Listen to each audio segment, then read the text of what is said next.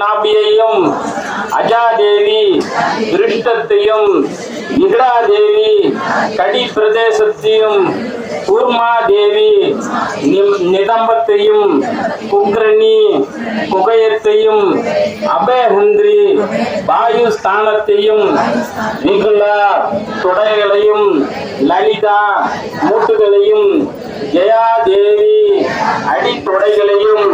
சூடோகர தேவி குதிகால்களையும்,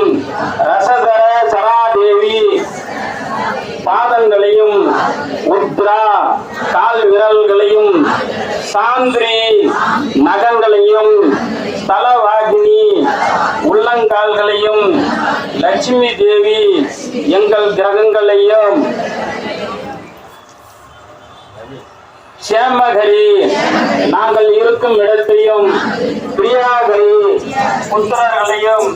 சனா